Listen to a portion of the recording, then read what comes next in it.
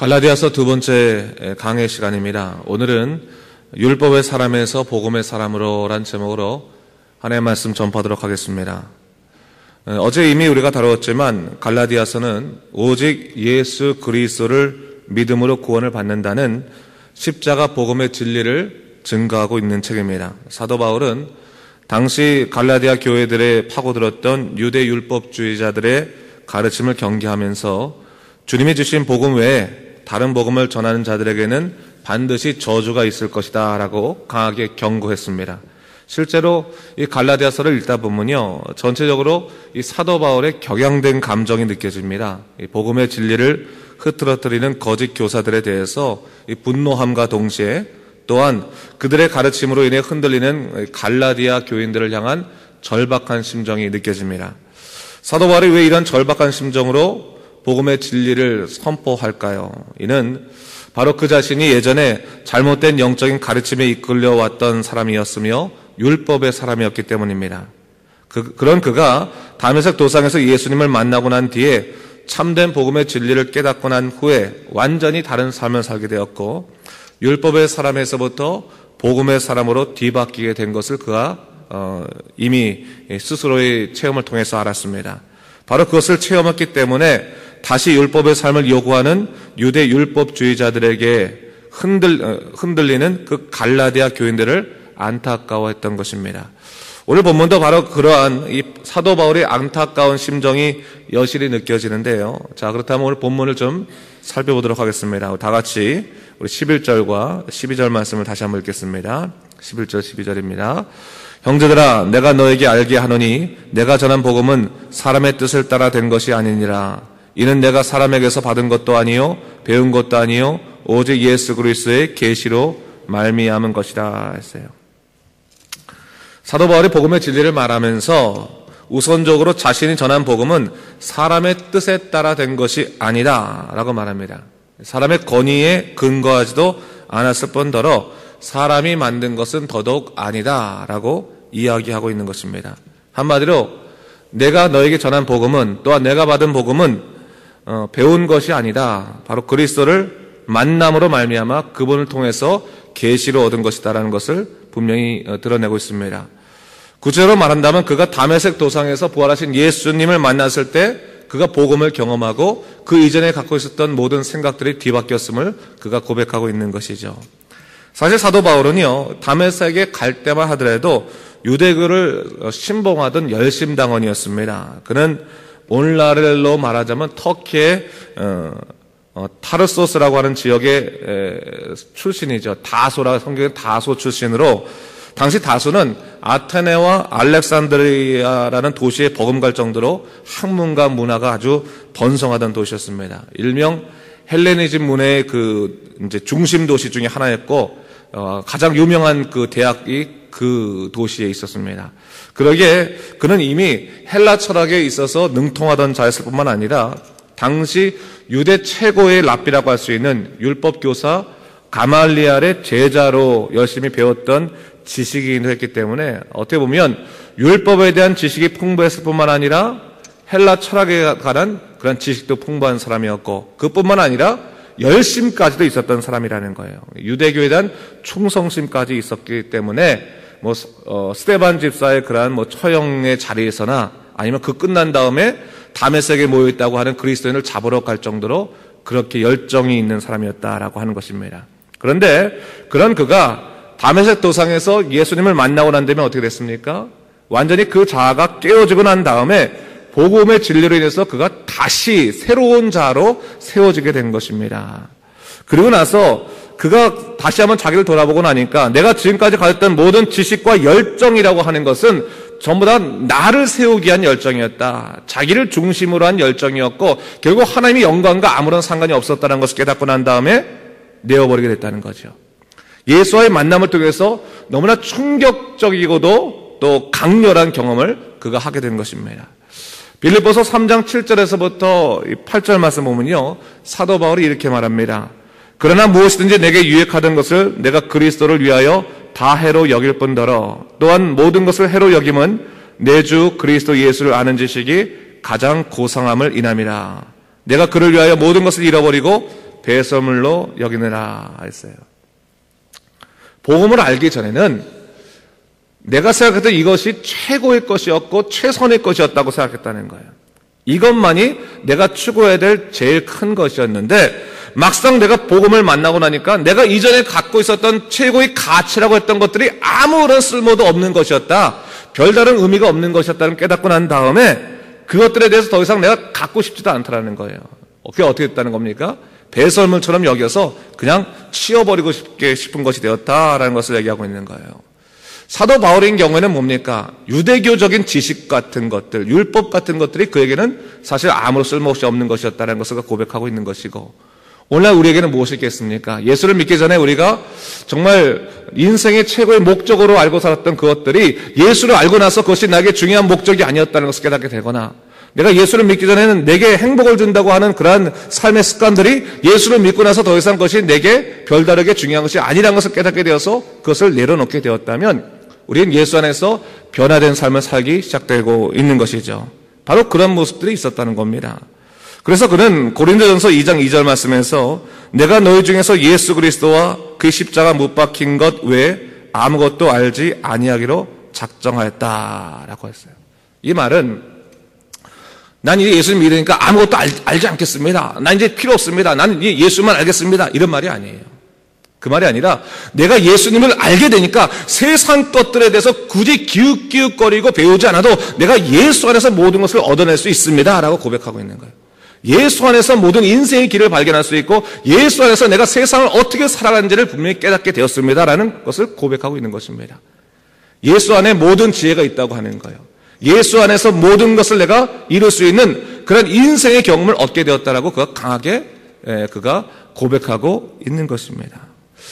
오늘 본문에서요, 사도 바울이 예수 그리스도의 계시를 경험한 후에 깨닫게 된 것이 있는데, 그가 이전에 유대교에 있을 때 열심히 누구보다 더 있었지만 정작 예수님 만난 다음에 모든 것이 달라졌습니다 라고 그 고백하고 있는 거예요. 그러면서 생각이 달라졌는데 어떻게 달라졌습니까? 그가 첫 번째로 생각한 것, 하나님께서 나를 모태에서부터 선택하셔서 나를 은혜로 부르셨다라는 것을 깨닫게 됐다는 거예요. 내가 무엇인가 준비가 잘 돼서, 내가 열심히 있어서, 내가 정말로 모든 것에 능통한 자였기 때문에 하나님께서 나를 보시고, 야, 너는 똑똑하고 너는 능력이 있으니까 내가 너를 선택하겠다라고 하는 것이 아니라, 어쩐 일인지 몰라도 하나님께서 은혜로 나를 택하여 주시고 불러주셨는데 그것이 나를 못해서부터 작정하신 하나님의 계획하심이 있었던 것이다 라는 것을 깨닫게 됐다는 거죠. 그것을 보면서 감사하지 않을 수 없는 겁니다. 자기가 무엇인가 할 수 있기 때문에, 자기가 무엇인가 남들보다 낫기 때문에 부르신 것이 아니라 나를 부르신 이유를 내 스스로는 모르겠어요. 그러나 하나님이 나를 사랑하셔서 모태에서부터 나를 작정하셔서 은혜로 부르셨다는 그 사실을 깨닫게 되었을 때 그가 감사하지 않을 수 없었다는 겁니다. 여러분 생각해 보세요. 우리가 죽을 수밖에 없는 존재인데, 영원히 무너질 수밖에 없는 존재인데, 하나님께서 나를 택하시기 위해서 이미 작정하신 다음에 어떠한 방법을 통해서도 내가 깨닫지 못하는 순간까지도 하나님께서는 내 삶에 들어오셔서 나를 이끄시고 은혜로 나를 부르셨다고 한다면 죽음에서부터 건져낸 사람이 어찌 감사하지 않을 수 없겠습니까? 사도 바울은 바로 그것을 깨달은 거예요. 내가 스스로의 힘으로는, 내 생각의 힘으로는 내가 구원받을 수 없었지만 하나님께서 은혜로 나를 붙잡으셔서 이끌어내신 바람에 내가 살아나고 나니까 내가 죽을 수밖에 없는 존재였구나라는 것을 깨닫게 됐다는 거죠. 그러나 하나님께서 은혜로 부르셔서 내가 살아났구나 하는 것을 깨닫고 나서 감사하지 않을 수 없게 된 것입니다. 여러분, 하나님의 십자가 은혜라고 하는 것은 바로 그런 겁니다. 여러분, 처음에 하나님께서 나를 부르실 때는 왜 부르신지 몰라요. 왜 부르신지 모릅니다. 그냥 끌려가듯이 그냥 딸려올 때가 있어요.